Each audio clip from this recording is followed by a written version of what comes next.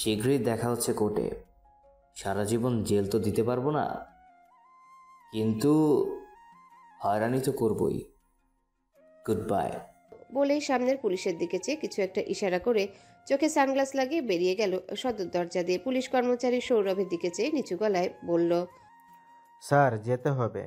সৌরভ বড় বড় শ্বাস ফেললেন। ত্রিনা এবার এগিয়ে আসলেন সৌরভের দিকে, অস্থির গলায় পুলিশগুলোর দিকে চেয়ে বললেন, উনি একদম যাবে না। তোমাদের টাকা দিয়ে রাখে কেন? কিছু করতে পারছো না তোমরা? পুলিশ কর্মচারী গলাটা একটু নিচু করে বলল, সরি স্যার, মিডিয়া জেনে গেছে পুরো ব্যাপার। এখন চাইলেও কিছু করার নেই আমাদের হাতে।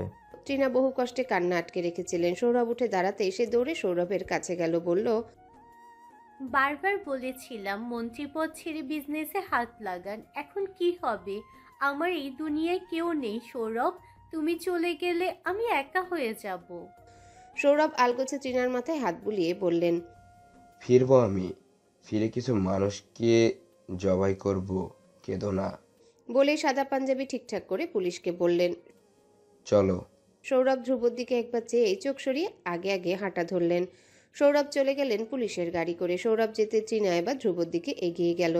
ধ্রুব তাকিয়েছিল সদর দরজার দিকে। ত্রিনা এসে সোজা ধ্রুবর সামনে দাঁড়িয়ে গেল, অধৈর্য ভঙ্গিতে বলল, ধ্রুব, প্লিজ তোমার বাবাকে নিয়ে আসো। তার জন্য যা কিছু দরকার করো, যা ইচ্ছা, তাও তাকে প্লিজ নিয়ে আসো। তোমার কাছে হাত জোড় করছি আমি। ধ্রুব ত্রিনার দিকে তাকালো। তার এবার অস্বস্তি হচ্ছে। এই মহিলাকে সে দু চোখে দেখতে পারে না, সেটা উনিও জানেন। তাই নিজেও কখনো আগ বাড়িয়ে ধ্রুবর সামনে আসেননি। তবে আজ তার কথাগুলো ধ্রুবকে অস্বস্তি দিচ্ছে। ধ্রুব উঠে দাঁড়ালো সোফা থেকে। ত্রিনা আবারও বলল, ভালো লয়ার আছে আমার কাছে ধ্রুব, তুমি বললে আমি যোগাযোগ। ধ্রুব ত্রিনার কথা থামিয়ে দিল। চোখ তুলে একবারের জন্য ওই মহিলাকে না দেখে তীব্র অস্বস্তি নিয়ে স্রেফ বলল, আমি দেখছি, আপনি চিন্তা করবেন না। বলে এক মুহূর্ত দাঁড়ালো না, বেরিয়ে গেল বাড়ি থেকে। ত্রিনা সেখানটায় সোফায় হেলে বসে পড়ল। আজ ঠিক গুনে গুনে 2 দিন পর ধ্রুব সেক্রেটারি রাহুলকে সাথে নিয়ে পপুলার ব্যাংকে এসেছে। ব্যাংকে ঢুকতে ব্যাংকের ম্যানেজার দ্রুত এগিয়ে গেল। ধ্রুব স্যার, আপনি? কোনো দরকার? ধ্রুব আশেপাশে চোখ ঘুরিয়ে দেখল। কর্মচারীরা আবার আর চোখে ওর দিকে তাকাচ্ছে। ধ্রুবর চোখে চোখ পড়তে দ্রুত লুকিয়ে নিচ্ছে নিজেদের নজর। ধ্রুব মনে মনে হাসে। এখানে সবই বিক্রি হয়ে গেছে। ধ্রুব সবার থেকে দৃষ্টি সরিয়ে ম্যানেজারের দিকে তাকিয়ে বলল, কোক আনেন, কথা বলে কিছুক্ষণ। ধ্রুবর বলা এটুকু শুধুই কতগুলো শব্দ ছিল না, বরং আতঙ্কিত বোমা ছিল। ম্যানেজার গলা যেন শুকিয়ে গেল। তবে সে হাসি মুখে বলল, জি জি, আসুন, ওই রুমটাই বসি। এই ছোটন, 2 ক্যান কোক এবং 2টো প্রেস্টিজ নিয়ে আয়। আসুন ধ্রুব স্যার। ধ্রুব নির্বিকার হেঁটে চলল। ম্যানেজার তাকে নিয়ে একটা ঘরে ঢুকলো। ঘরটিতে ঢোকার পর ধ্রুব পায়ের উপর পা তুলে বড় শ্বাস ফেলে শরীর স্ট্রেচিং করতে করতে ঘরটাকে একটু ভালোভাবে দেখে নিল। তারপর চেয়ারে বসতে বসতে ম্যানেজারের দিকে না চেয়েই বলল, রোলেক্সের ঘড়ি কবে থেকে পড়া শুরু করলে ওসমান? ব্যাংক ম্যানেজার ওসমান একথা শোনা মাত্রই তাড়াহুড়ো করতে করতে ঘড়ির দিকে তাকিয়ে হাতটা আড়াল করার চেষ্টা করলো। ফাঁকা ঢোক গিলে বলল, সবই আপনার দয়া ভাই। ধ্রুব স্রেফ হাসলো। রুমটা ভালো করে দেখতে দেখতে জবাব দিল, দয়া? ভালো বলেছো কিন্তু। ওসমান ঢোক গিলে। আজকে ধ্রুবকে কিছুই স্বাভাবিক লাগছে না। সৌরভ ইয়ামিন জেলে যাওয়ার পর ধ্রুব প্রথম দিনই এসেছিল ব্যাংকে। তার সেদিনের কথা বলার ভঙ্গিমা আর আজকের কথা বলার মধ্যে আকাশ পাতাল তফাৎ। আজ যেন অন্য এক ধ্রুব। ওসমান সেভাবেই দাঁড়িয়ে রইল। তীক্ষ্ণ চোখে ধ্রুবর মতিগতি বোঝার চেষ্টা করছে আপাতত। কিছুক্ষণের মধ্যে একটা ছেলে কোক এবং প্যাটিস এনে রাখলো। ধ্রুব কোকের বোতল খুলে সেটাতে চুমুক দিল। কোকের ঠান্ডা তরল তার গলায় ঢালতে ঢালতে হঠাৎ বলে উঠল, ওসমান, আমাকে 1 মাস আগের 11 তারিখের সিসিটিভি ফুটেজটা দেখাও তো। কষ্ট করে এলাম, সিনেমা দেখে যাই, কি বলো? সিনেমা সোজা 11 তারিখের। ওসমান একটু হকচকিয়ে গেল। ধ্রুব কি কোনোভাবে সব জেনে গেছে? না, জানবে কিভাবে? জানার কোনো চান্সই নেই। ওসমান শিওর হওয়ার জন্য আবারও মাথা সামনে এনে জিজ্ঞাসা করল। জি স্যার। ধ্রুব ওসমানের চোখের দিকে তাকালো। তীক্ষ্ণ চোখে ওসমানের চোখ দেখতে দেখতে বলল, 11 তারিখ সিসিটিভি ফুটেজ লাগবে আমার, এনে দাও। ওসমান রুমাল নিয়ে কপালের ঘাম মুছল। তারপর কম্পিত গলায় বলল, জি স্যার, আনছি। ওসমান বলল এবং দ্রুত বেরিয়ে গেল। রাহুল তখন আরাম করে প্যাটিস খাচ্ছিল। ধ্রুব খাওয়ার মচমচ শব্দে কিছুটা বিরক্ত হয়ে তার দিকে তাকালো এবং বলল, খেতে এসেছি নাকি এখানে? খাওনি জীবনে এগুলো? রাহুল খাবার খাওয়া থামিয়ে কিছুটা ভ্যাবলার মতো ধ্রুবর দিকে তাকিয়ে বলল, স্যার, জেলে যাওয়ার পর আমার উপর দিয়ে রোলার কোস্টার যাচ্ছে স্যার। আজকে একটু রিল্যাক্স আছি, একটু খেয়ে নেই প্লিজ। ধ্রুব চোখ উল্টে হতাশ হয়ে শ্বাস ফেলল এবং ছোট্ট করে শ্বাস ফেলে বলল, ঠিক আছে, গেল। কিছুক্ষণ পর ওসমান সিসিটিভি ফুটেজ ল্যাপটপে নিয়ে হাজির হলো। ধ্রুব আরাম করে ফুটেজ দেখতে বসে। 11 তারিখে সকাল থেকে টেনে ভিডিও দেখে যায়। দুপুরের টাইমে আসতেই হুট করে ভিডিও ক্র্যাক হয়ে গেল। ওসমান বাঁকা হাসলো মনে মনে। চান্দু এবার কি করবে? ওসমান মুখটা বড্ড দুঃখী বানিয়ে বলল, শিট, ভিডিও ক্র্যাক হয়ে গিয়েছে স্যার। আমাদের কাছে তো এটার আর এক্সট্রা মেমোরি নেই। ধ্রুব রাগার ভান করে চেঁচিয়ে বলল। শিট, এখন কি হবে? ওসমানও ঠোঁট উল্টে তাকালো ধ্রুবর দিকে। ধ্রুব ওই মুখের দিকে চেয়ে হঠাৎ ওর টান চোখটা টিপে হেসে বলল, ডোন্ট ওয়ারি, আমার কাছে এর এক্সট্রা ফুটেজ আছে। বলে পকেট থেকে একটা পেন ড্রাইভ বের করে ল্যাপটপে লাগালো। ওসমানের চোখ বড় হয়ে গেল। পেন ড্রাইভ, এটাই তো হারিয়ে গিয়েছিল। ধ্রুব কোথায় পেল? ওসমানের মেরুদণ্ড দিয়ে যেন একটা শীতল স্রোত চলে গেল। তাদের ব্যাংকের মধ্যে কেউ ধ্রুবর সাথে হাত মিলিয়েছে। কে করেছে এই গাদ্দারি? হঠাৎ করে বুকের মধ্যে যেন একটা কঠিন চাপ অনুভব করতে লাগলো। সামনে যা হবে ভাবতেই গলাটা শুকিয়ে এলো। ধ্রুব ফুটেজে দেখলো 11 তারিখের দুপুর বিরোধী দলের মন্ত্রী কামরুল ব্যাংক অফিসে এসেছে, সঙ্গে দলবল। ওসমান ওদের রিসিভ করেছে। ওদের দলের একজন লোক ব্যাংকের সকল কর্মচারীর হাতে লুকিয়ে টাকার বান্ডিল তুলে দিচ্ছে। ওসমানের মুখে হাসি লেগেই আছে। তারপর ওসমানের হাতে কয়েক বান্ডিল টাকা তুলে দিতেই ওসমান একটা ফাইল এগিয়ে দিল কামরুলের দিকে। ফাইলটা দেখে ধ্রুব নিজের মোবাইল বের করে একটা ফটো দেখিয়ে ওসমানকে বলল, দেখো তো ওসমান, এই ফাইলটা আমার বাপের হারানো ব্যাংকে সেই ফাইল কিনা? ওসমান ভয়ে হেলে পড়ে দেয়ালের ওদিকে। দেয়াল হাতে চেপে আতঙ্ক নিয়ে ভয়ার্ত চোখে ধ্রুবর দিকে তাকায়। ধ্রুব এবার রেগে মেগে উঠে দাঁড়ায় চেয়ার থেকে, চিৎকার করে বলে, কুত্তার বাচ্চা, তুই গাদ্দারি করস আমার বাপের লগে? মাস শেষে কম টাকা নিস? তোর টাকার নিচে শালার বাচ্চা তোরে পুঁতে রাখবো, আমি ধরবো। শুয়োর। বাকি কথা বলার আগে ওসমান রীতিমতো মাটিতে শুয়ে ধ্রুবর পা চেপে ধরে কেঁদে ফেলে। মাফ করে দিন স্যার, আল্লাহর হস্তে মাফ করে দিন। আমি নিজে কোর্টে সাক্ষী দিব। ইয়ামিন স্যারের পক্ষে আপনি যা বলবেন আমি তাই করব। আর এমন ভুল হবে না স্যার। আজকের মতো মাপ দেন।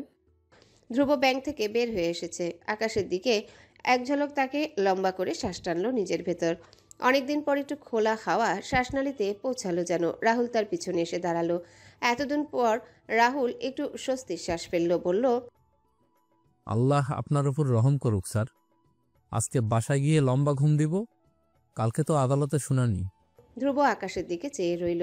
জবাবে সময় নিয়ে বলে উঠল, কিচ্ছু সেজন্য নেই এখনো, অনেক কিছুক্ষণ বাকি রাহুল। Let's see. রাহুল ভ্রু কুচকালো। তার মুখাভাবে একটু সন্দেহ ফুটে উঠল। কিছুটা ভাবনা মনে রেখে বলল, মানে আর কি করবেন আপনি এখন? ধ্রুব মৃদু হাসলো। হাসির মধ্যে কিছু একটা তো অবশ্যই ছিল। ধ্রুব আকাশ থেকে চোখ সরিয়ে সামনে তাকালো। শার্টের মধ্যে ঝুলিয়ে রাখা সানগ্লাস এক হাতে চোখে লাগিয়ে স্রেফ বলল, বলে দিলে তো ক্লাইম্যাক্স ফিল করতে পারবে না, সো। রাহুল দুদিকে মাথা নাড়ালো। ধ্রুব স্যার ঠিক বলেছে। ধ্রুব বাইকের দিকে এগুচ্ছে। রাহুল সেটা দেখে বলল, আপনি বাড়ি যাবেন স্যার? ধ্রুব বাইকের দিকে এগুতে এগুতে আঙ্গুলের ডকায় বাইকের চাবি ঘুরাতে ঘুরাতে জবাব দিল, ইয়া, বাড়ি, my want and only home. Rahul হেঁটে চলা ধ্রুব সুডল পিঠের দিকে চেয়ে হেসে কৌতুকের গলায় বলল। অদিতি ভাবি? ধ্রুব মুচকি হেসে বাইকে উঠল। হাত দিয়ে হেলমেট মাথায় গলিয়ে নিয়ে হ্যান্ডেল ধরে ইঞ্জিন চালু করতে করতে বলল। দিন দিন চালাক হয়ে যাচ্ছ রাহুল। রাহুল মাথা চুলকে হেসে বলল। কাদের সাথে থাকি দেখতে হবে না? ধ্রুব হাসল। তার হাসিতে কিছুটা নস্টালজিক অনুভূতি ছিল। হেলমেট মাথায় লাগিয়ে বাইকের ইঞ্জিন চালু করে শো আওয়াজে বেরিয়ে গেল নিজের পার্সোনাল হোমের উদ্দেশ্যে। অদিতি ধ্রুবকে মেসেজ পাঠিয়েছিল কয়েকটা, কিন্তু এখনও তার একটা রিপ্লাই আসেনি। অস্থির অদিতি তার পড়ার টেবিল থেকে উঠে বিছানায় অস্থিরভাবে এলোমেলো ভঙ্গিতে পুরো রুম পায়চারি করে যাচ্ছে। ধ্রুবরকে অদিতির এক বিন্দুও বিশ্বাস নেই। সেদিনের পর না ফোন, না কোনো টেক্সট, কিচ্ছু নেই। কি করছে, কোথায় যাচ্ছে, কি ভাবছে কিছুই জানতে দেয়নি অদিতিকে। ও কল দিলেও কলটা রিসিভ করার ফুরসত তার নেই। এদিকে টেনশনে ওর মাথা ফেটে যাবার উপক্রম। ধ্রুব, ইয়ামিন, অদিতি নিজে আস্ত একটা টেনশনের বস্তা নিজের ইচ্ছায় মাথায় তুলেছে। রাগ লাগছে ভীষণ। অদিতির এসব ভাবনার মধ্যে হঠাৎ ফোনে মেসেজ এলো না। রিপ্লাইয়ের বদলে ডাইরেক্ট কল এলো। ধ্রুবর কল। অদিতি দ্রুত কল রিসিভ করলো। কানে ধরে দ্রুত গলাতে অস্থিরতা নিয়ে বলল, ধ্রুব কোথায় আপনি এখন? ঠিক আছেন তো? কল দিলে কল কেন ধরেন না? মেসেজ দিলে সিন করেন না। কি করছেন? কোথায় যাচ্ছেন? কিছু জানান। ধ্রুব হেলমেট খুলে বাইকের হ্যান্ডেল ঝুলিয়ে তৃপ্তির হাসি ঠোঁটে ঝুলিয়ে ফোন কানে ধরে বলল। Relax Aditi, I am completely fine. Aditi স্বস্তির শ্বাস ফেলল। ধ্রুব এবার ফুরফুরে মেজাজ নিয়ে বলে উঠল, আইসক্রিম নাকি coffee? That which one would be preferable from my lady? আচমকায় এত ঝামেলার মধ্যে ধ্রুবর এমন কথাতেই অদিতি ভ্রু কুচকে ফেলল, ডাকল। ধ্রুব, ও পাশ থেকে ফিরতির জবাব এলো। হুম। অদিতি কিছুটা সন্দেহ নিয়ে বলল। ঠিক আছেন আপনি? ওপাশ থেকে এবারেও ঠোঁট চেপে হেসে জবাব এলো। Absolutely, completely, totally. অদিতি এবার আরও সন্দেহ হলো। ধ্রুব তো এতটা ফুরফুরে মেজাজে কখনো কথা বলে না। অদিতি ভ্রু বাঁকিয়ে প্রশ্ন করল। ধ্রুব, আপনার কথার টোন বদলে গেল কেন হঠাৎ? ধ্রুব জবাবে বড় একটা নিঃশ্বাস নিজের মধ্যে টেনে নিয়ে অন্যরকম গলায় বলল। I don't know, but I am feeling like a sky. Some feeling is just killing me, Aditi. নিচে এসে একটা শক্ত করে হাত দিলে maybe I will feel better. Dhruv জবাবে বড় একটা নিঃশ্বাস নিজের মধ্যে টেনে নিল। হালকা শীতল বাতাসে তার চুলের গোছা উড়িয়ে দিচ্ছিল। রাতের অন্ধকারে ল্যাম্পপোস্টের হলুদ আলোয় তার ধারালো চোখে কিসের এক অদ্ভুত তৃপ্ততা মুগ্ধিত। তেমনি কণ্ঠটাও একরকম ভারী শোনালো। অদিতি ফোনের ওপাশে কিছুক্ষণ চুপ করে থাকলো। বুকের ধুকপুক বেড়ে যাচ্ছে। অস্থির তন্মন রূহ। অধরে হাসি ফুটল অযথায়। ধ্রুবর এমন স্বরে কথা বলা সে খুব কমই শুনেছে। ওর কণ্ঠের এই অতিরিক্ত ভারী টোন তার হৃদয়ের কোথাও যেন একটা বড়সড় কাঁপন ধরিয়ে দিয়েছে। অদিতি কিছুক্ষণ চুপ থেকে নিচু গলায় বলল। নিচে দারোয়ান আছে। ধ্রুব ভ্রু বাঁকালো, চোখ দুটো একটু সংকুচিত করে বলল, সো হোয়াট? অদিতি এক হাতে ওড়নার কোনা চেপে ধরে শ্বাস ফেলে অপ্রস্তুত গলায় বলল, যদি যেতে না দেয়? বলেই চোখ খিচে ফেলল। ধ্রুব এবার ভ্রু কুচকে ফেলল। পরপর ফোন কানে চেপে মাথাটা নামিয়ে নিঃশব্দে হেসে ফেলল। হাসি থামিয়ে ভ্রু বাঁকিয়ে কথা বলে কৌতুক করে, তাই দারুণ আছে। দিন দিন চূড়ান্ত লেভেলে দুষ্ট হয়ে যাচ্ছ। তোপাজ্জল হায়াতের ভদ্র সভ্য মেয়ে। তুমি কিন্তু এত ভালো নাও, আই নো। ধ্রুব সুযোগ পেলে বাবাকে টেনে আনে। বোঝা যাচ্ছে ভবিষ্যতে খুব ভালো জামাই সে হবে না। অদিতি ঠোঁট ফুলিয়ে কপট রাগ দেখিয়ে বলল, মোটেও না, মিথ্যে জানেন আপনি। ধ্রুব এবার ভীষণ অবাক হওয়ার ভান করলো। সামান্য চেঁচিয়ে বলল, ও আচ্ছা। তারপর সোজা হয়ে দাঁড়িয়ে থেমে থেমে অদিতিকে লজ্জায় ডুবিয়ে অ্যাক্টিং করে বলে গেল, ধ্রুব ধ্রুব ধ্রুব, বিয়ের পর আপনার সবটি আমার হয়ে যাবে। তারপর থেমে ভ্রু কুচকে। এসব কে বলেছিল সেদিন? অদিতি লজ্জায় মুখে ওড়না চেপে ধরেছে। ছি, এসব কথা সেদিন না বললে কে পেটাতো অদিতিকে? এখন লজ্জা পাচ্ছে। ধ্রুব কত বড় ফাজিল ছেলে সেটা এখন হাড়ে হাড়ে বুঝছে অদিতি। ও লজ্জায় মুখ লুকিয়ে ফেললো। এক হাতে মুখের অর্ধেকটা হাত দিয়ে ঢেকে মিনমিন করে বলল, আমি বলিনি এসব। ধ্রুব হাসলো, আর লজ্জা দিল না। টেলিফোনের অপর পাশের প্রেমিকাকে হালকা স্বরে বলল, ওকে মেনে নিলাম, এখন নিচে আসো, আই এম ওয়েটিং। তারপর ধ্রুব আর এক মুহূর্ত দেরি করলো না, ফোন কেটে দিল। এখন কল না কাটলে এই মেয়ের কথা ঘোরাতেই থাকবে। অদিতি ফোনের স্ক্রিনের দিকে কিছুক্ষণ তাকিয়ে থাকলো। ঠোঁটের কোণে হাসি, পেটে বাটারফ্লাই উঠছে যেন, যা সে থামানোর চেষ্টা করছিল কিন্তু পারছিল না। লজ্জায় দু হাতে মুখ ঢেকে নিল। ইস, প্রেমে পড়া কতটা সুন্দর এক অনুভূতি। ইস ইস ইস। ওর মুখ ঢেকে হাসির শব্দ ঘুমন্ত তানিয়ার কানে যেতেই ও কম্বল মাথার উপর থেকে সরিয়ে পড়ল। প্রেমে জ্বরে ভাষা, আমার রুমমেট লাইট নিভিয়ে যা, আমি ঘুমাবো। অদিতি মুখ থেকে হাত সরিয়ে পেছনে তাকালো। তানিয়া চোখ বন্ধ করে আছে, কিন্তু ঠোঁটের কোণে সেই দুষ্টু হাসিটা ঠিকই লেগে আছে। অদিতি লজ্জা পাওয়া বন্ধ করে মুখ চোখ স্বাভাবিক করার চেষ্টা করলো। আলমারি খুলে একটা নীল রঙা শাল বের করলো। মাথায় ওড়না দিয়ে শাল দিয়ে পুরো ঘা ঢেকে নিল। একবার আয়নার সামনে দাঁড়িয়ে নিজেকে দেখে নিল। গালে একটু লালচে আভা ফুটে উঠেছে, লাজুকতা পুরো মুখ জুড়ে। একটা গভীর শ্বাস নিল, নিজেকে স্বাভাবিক করার চেষ্টা করলো। বেরিয়ে যাবে তার আগে পেছনে ফিরে সামনের ব্যাগে কাজল আর লিপস্টিক দেখে কি মনে করে পিছিয়ে এসে কাজল চোখে লাগালো। গোলাপি রঙের লিপস্টিক হালকা করে ঠোঁটে দিয়ে দিল। আয়নায় নিজেকে একবার দেখে নিয়ে তারপর লাইট নিভিয়ে নিচে নেমে গেল। দারোয়ান ওকে দেখেই সহাস্যে দরজা খুলে দিল। অদিতি অপ্রস্তুতভাবে তার দিকে তাকালো। পরপর তার পকেট থেকে 1000 টাকা উকি দিতে যা বুঝার বুঝে গেল। প্রেম করার জন্য মন্ত্রীর ছেলে ঘুষ দেওয়া নেওয়া করছে আজকাল। ধ্রুব তখন রাস্তার ধারে একটা ল্যাম্প পোস্টের নিচে দাঁড়িয়েছিল। নেভি ব্লু হুডি পরে তার দুই হাতে ছিল দুটো আইসক্রিম কোন। অদিতি ধীর পায়ে এগিয়ে গেল, ধীর পায়ে একটু ইতস্তত করে প্রেমিকের পাশে গিয়ে দাঁড়ালো। পাশে অদিতির অস্তিত্ব উপলব্ধি করে ফিরে তাকালো ধ্রুব। অদিতির হাতের আইসক্রিমের দিকে ইশারা করে জিজ্ঞাসা করলো, ঠান্ডায় আইসক্রিম খাচ্ছেন? জ্বর উঠবে আবার। ধ্রুব এক দৃষ্টিতে চেয়েছিল অদিতির দিকে, জবাব এলো ভারী গলায়, উঠলে উঠবে, কেয়ার করবে তখন। দায়িত্ব পালন করা এখন ঠেলাই শিখবে তোফাজলের মেয়ে। অদিতির সঙ্গে সঙ্গে ধ্রুবকে থামিয়ে দিয়ে বলল, আমার বাবার সঙ্গে আপনার কোন জন্মের শত্রুতা একটু বলবেন? সবকিছুতে বাবাকে কেন টানতে হয় আপনার? ধ্রুব চোখ মুখ বদলে গেল, বড় আফসোস নিয়ে বলল, তোমার বাবাই তো আমার সব সমস্যার মূল। তিনি আমাদের মেনে নিলেই আরও 1 মাস আগে তুমি আমার বউ হয়ে যেতে। তারপরে এই 1 মাস আমরা একই রুম শেয়ার করতাম, এই টয়লেট, এই বারান্দা, অ্যান্ড অবভিয়াসলি এই hoodie, and finally A bed. আবারও সেই এক হুডির লজ্জা। অদিতির চোখ বড় বড় হয়ে গেল। ধ্রুবর কথার মাঝখানে সে দ্রুত হাত বাড়িয়ে বলা ধ্রুবকে থামিয়ে দিয়ে বলল, হয়েছে, বুঝেছি, আর বলা লাগবে না। ধ্রুব চোখ টিপে হাসলো, এক হাতে আইসক্রিম অদিতির হাতে ধরিয়ে দিল, বলল, খাও। অদিতি গাল ফুলিয়ে আইসক্রিম ধরলো। আইসক্রিম খেতে খেতে ধ্রুবর দিকে তাকিয়ে দেখতে পেল এতক্ষণ আইসক্রিম খাওয়া বাদ দিয়ে ধ্রুব কেমন অন্যরকম চোখে তাকিয়ে আছে। অদিতি আইসক্রিম খেতে খেতে বলল, কি দেখেন, আইসক্রিম গলে যাচ্ছে আপনারটা।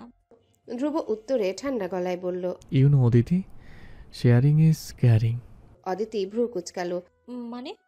ধ্রুব এক মুহূর্ত দেরি করলো না, দ্রুত নিজের আইসক্রিম অদিতির হাতে ধরিয়ে দিয়ে ওরটা নিজে নিয়ে নিল। অদিতি হাতে ধ্রুবর আস্ত না খাওয়া আইসক্রিম নিয়ে হতভম্ব হয়ে তাকিয়ে আছে। ধ্রুব এসবের ধার ধারে না। এক কামড়ে আইসক্রিম খেয়ে চোখ বন্ধ করে একদম তৃপ্তির শ্বাস ফেললো। তারপর চোখ খুলে ভ্রু বাঁকিয়ে বলল, তোমার আইসক্রিমের ফ্লেভার জোস, একটা লিপস্টিক ফ্লেভার পাচ্ছি। অদিতি লজ্জায় মুখ অন্য পাশে সরিয়ে ফেলল। ধ্রুব বুঝতে পেরেছে অদিতি সেজে এসেছে আজ। লজ্জায় আর তাকালো না ধ্রুবর দিকে। ধ্রুব স্রেফ লজ্জা দেখলো, কিন্তু মুখে কিছু বলল না। আইসক্রিম খেতে খেতে অদিতির দৃষ্টি একটা গাজরার দোকানে আটকে গেল। অদিতি চেয়ে রইল সেখানে। ধ্রুব চুপচাপ ওর মুখের অভিব্যক্তি লক্ষ্য করলো, চোখের দৃষ্টি লক্ষ্য করে পেছনে তাকালো। তারপরে যা বুঝার বুঝে গেল, ডাকলো, অদিতি। অদিতি চোখ সরিয়ে নিল। ধ্রুবর দিকে তাকালে ধ্রুব ঠান্ডা গলায় স্রেফ বলল, যা পছন্দ হয় বলতে বলেছিলাম, বলনি। অদিতি তাকিয়ে রইল। মানে?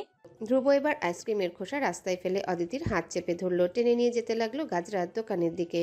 অদিতি বুঝতে পেরে সঙ্গে সঙ্গে বলল, আরে আমার লাগবে না এসব, আমি তো এমনি এমনি।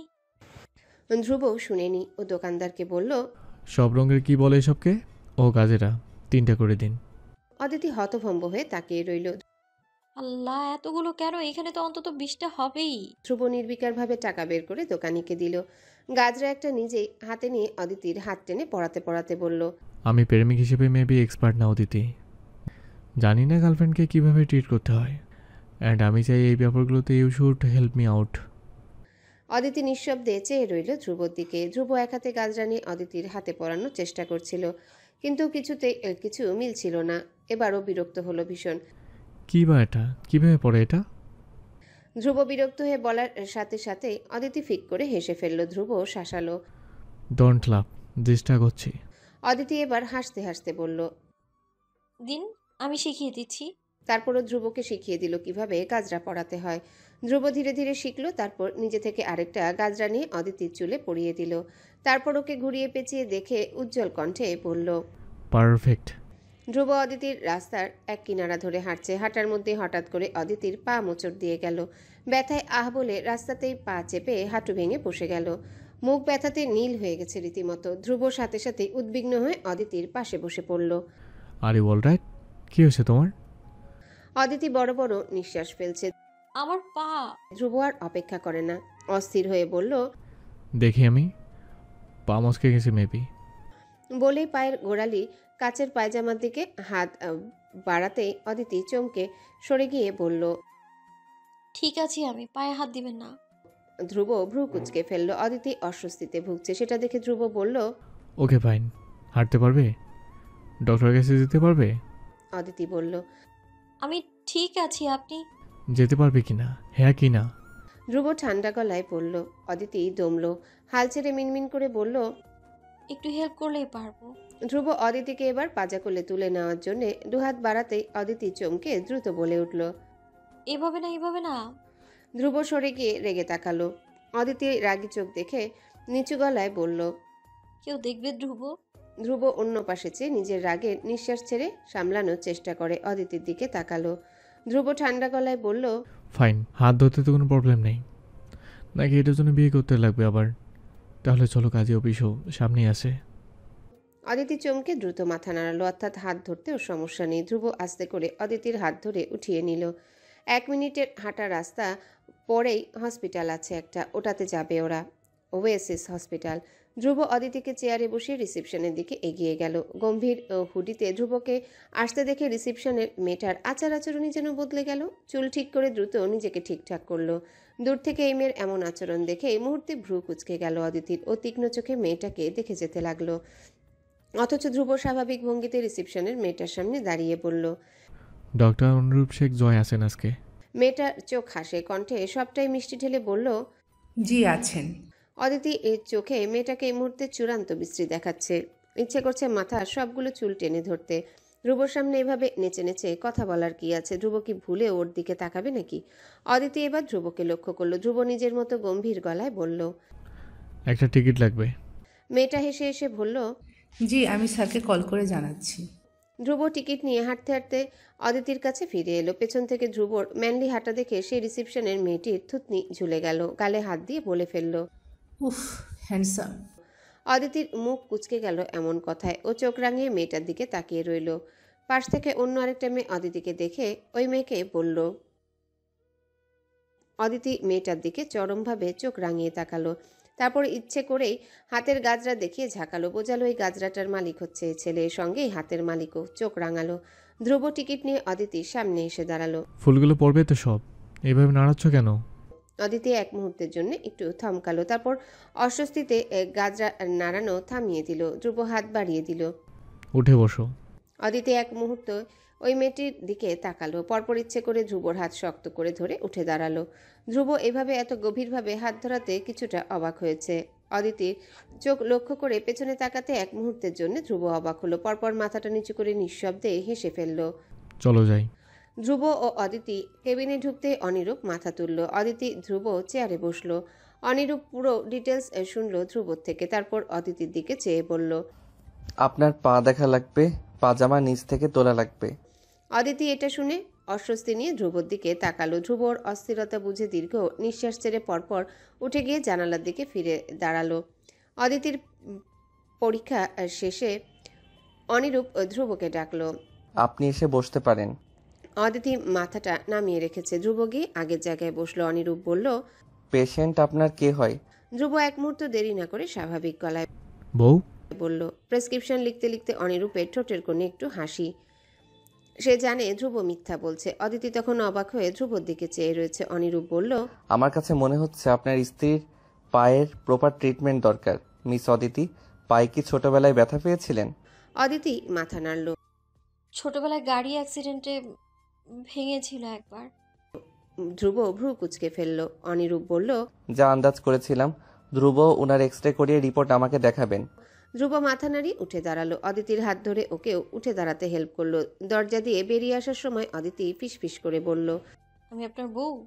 ধ্রুব উত্তর দিল না। অনিরূপ চেয়ারে হেলান দিয়ে পিছনে ঘুরে বসে। ভীষণ ক্লান্ত লাগছে ওর। ওহ, আশার আজ হসপিটালে আসার কথা ছিল। অনিরূপ কল লাগালো আশাকে, রিং হচ্ছে। ওপাশ থেকে আশা কল রিসিভ করলো না। অনিরূপ আবারও কল লাগায়। ওর কলের মধ্যে কেউ ওর দরজায় টোকা দিল। মে আই কাম ইন?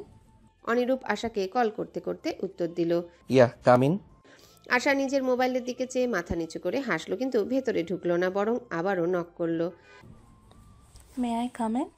একে তো আশাকে কল করে পাচ্ছে না, তার উপর আবার এই মেয়ে বারবার কামিন কামিন বলে চেঁচাচ্ছে। অনিরূপ এবার আরও বিরক্ত হয়ে চেয়ার সমেত পিছনে ফিরে তাকানোর আগেই বলল, ইয়া কামিন। অনিরূপ থমকে গেল যেন। তার ওয়ান অ্যান্ড অনলি ওয়াইফ আশা দরজার খিল তুলে সেই খিল তোলা দরজায় কোমর বাঁকিয়ে হেলান দিয়ে দাঁড়িয়ে আছে। তাকে লাগছে অস্থির, এক লাস্যময়ীর মতো। জেম অনিরূপকে দুহাতে নিজের দিকে আকৃষ্ট করে যাচ্ছে। দরজায় হেলান দিয়ে দাঁড়িয়েছিল সে। অনিরূপ বিস্ময়ে থমকে গেল। আশা ওই থমকানো মুখ দেখে আকর্ষণীয় ভঙ্গিতে ভ্রু বাঁকালো। এবার যেন অনিরূপের হুট করে গরম লাগতে শুরু করলো। সে আর নিজেকে সামলে রাখতে পারল না। হাত দিয়ে টায়ার নট ঢিলে করতে করতে দুষ্টু হেসে বলল, উফ কি হট। আশা হাসলো, সোজা হয়ে দাঁড়িয়ে মডেলদের মতো করে এগিয়ে আসতে লাগলো অনিরূপের দিকে। টেবিলের সামনে এসে তার দু হাত দিয়ে ঠেসে রাখতেই অনিরূপ ঢোক গিলে তাকালো। আশা তার চোখে চোখ রেখে ভ্রু নাচিয়ে বলল, ডক্টর সাহেব পিপাসা পাচ্ছে বুঝি? অনিরূপ এবার আর আটকে রাখতে পারল না, নিজেকে দ্রুত উঠে দাঁড়ালো। পরপর আশাকে টেনে নিজের সঙ্গে মিশিয়ে অস্থির গলায় বলল, নিড সাম ড্রিঙ্ক, এ হট ড্রিঙ্ক। বলেই চোখ টিপল। আশা হাসলো। অনিরূপের বুকে ওর নরম হাত ঠেসে বলল, বাসায় ড্রিঙ্ক থাকতে এখানে কেন পড়ে আছেন? চলুন আমার সাথে। অনিরূপ নিঃশব্দ হাসি ফেলল। পরপর ভ্রু উঁচিয়ে বাসায় ড্রিঙ্ক আছে? আশার জবাবে বলল, ইয়া, এক্সপেন্সিভ ওয়ান।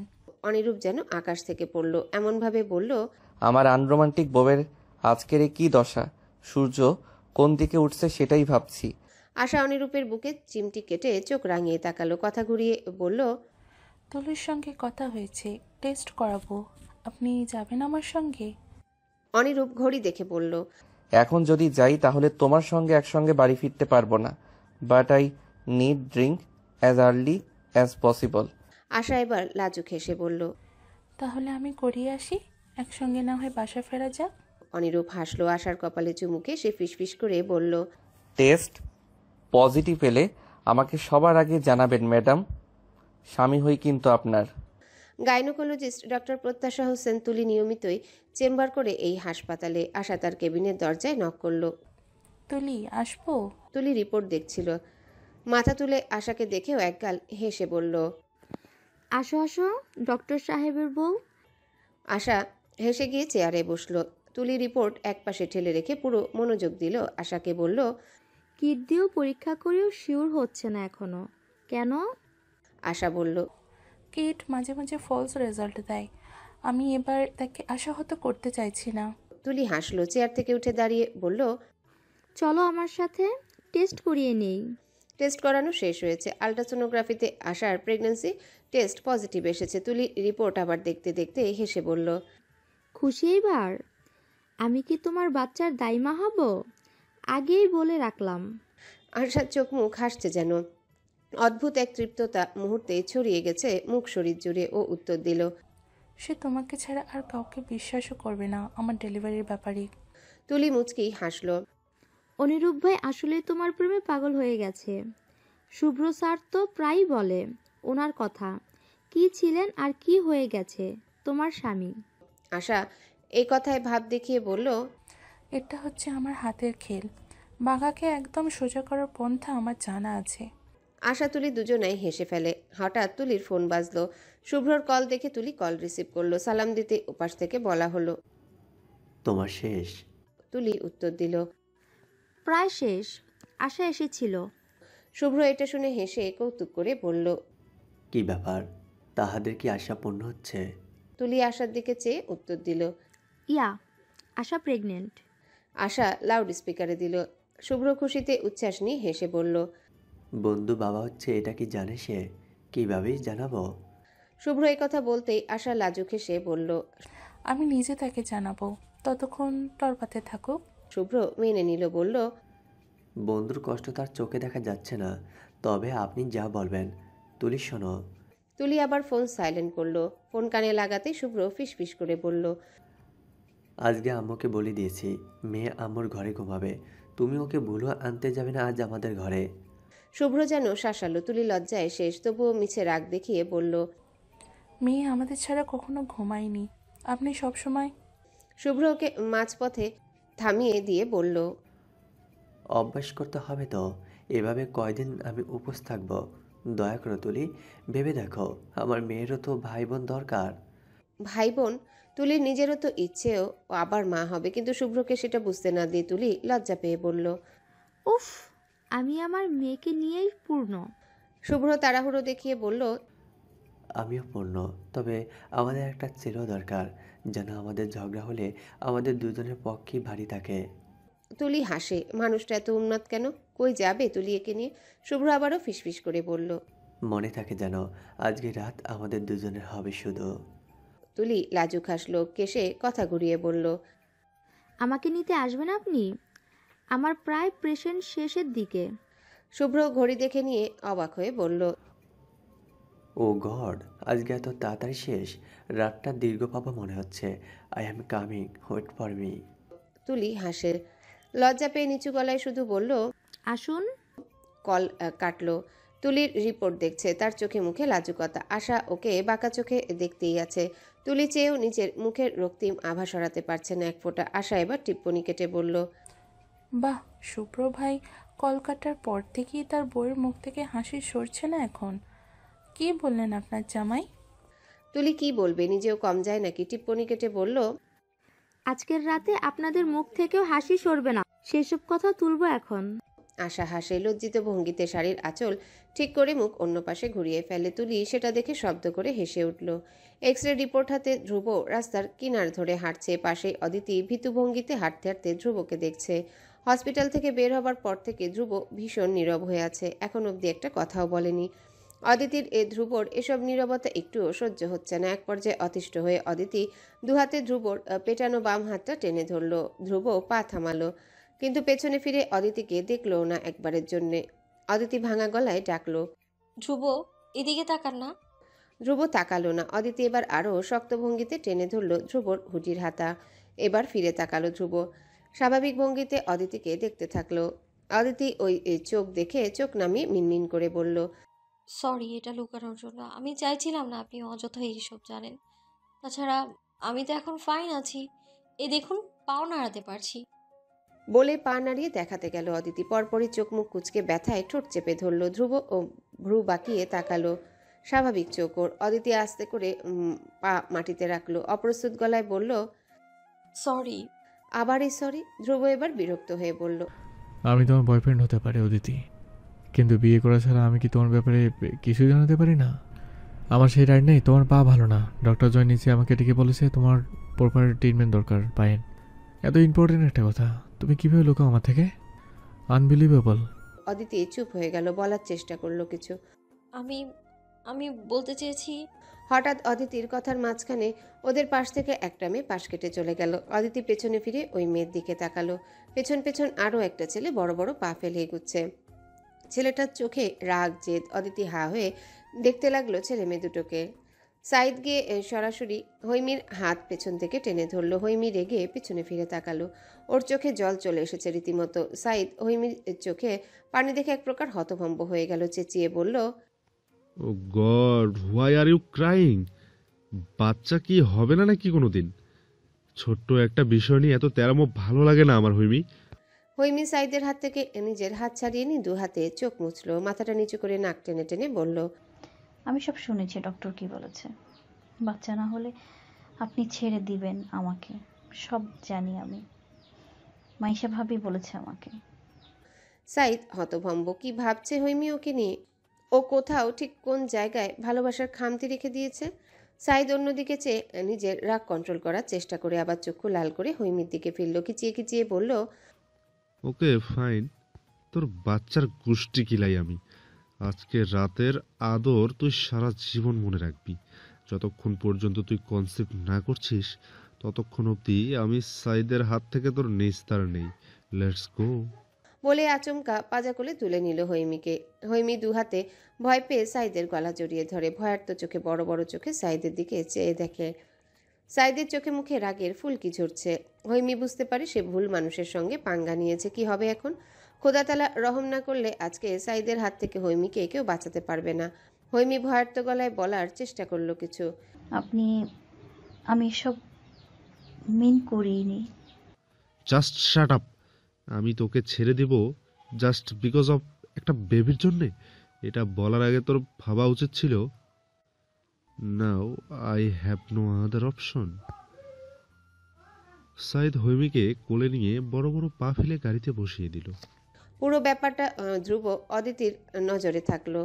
অদিতি ওদের এসব কথা কোলে তোলা দেখে ঠোঁট চেপে চূড়ান্ত লজ্জায় অন্য পাশে মুখ ঘুরিয়ে নিল। ধ্রুবর এসব দেখে ভীষণ হাসি পাচ্ছে কেন যেন। ও দুষ্টু হেসে আর চোখে অদিতিকে দেখলো। তারপর কি মনে করে অদিতির দিকে ঝুঁকে এসে শুনিয়ে শুনিয়ে বলল, কি ব্যাপার তোফাজল হাতের ভদ্রকন্যা? কাউকে দেখে আপনার মধ্যেও কিচিমিচি হচ্ছে নাকি? ইস, অদিতি লজ্জায় যেন মাটির নিচে ঢুকে যাবে। ও মিছে রাগ দেখিয়ে চোখ রাঙালো ধ্রুবকে। ধ্রুবই তাকানো দেখে ভয় পর ভান করে বুকের বাঁ পাশে হাত চেপে মাথাটা হালকা পিছিয়ে নিয়ে আতঙ্কিত গলায় বলল, Oops, yaar. Are you scaring me? Don't give me this look. Aditi হেসে ফেলল ধ্রুবর বাড়তি অভিনয়টুকু দেখে। হ্যালো বন্ধুরা, পরবর্তী পার্ট খুব তাড়াতাড়ি আসবে, তো সবাই অপেক্ষায় থাকো। আর চ্যানেলটি যারা এখনো সাবস্ক্রাইব করোনি তারা পরবর্তী পার্ট দেখার জন্য চ্যানেলটি সাবস্ক্রাইব করে রেখো। ধন্যবাদ সবাইকে, আমাদের সাথেই থেকো।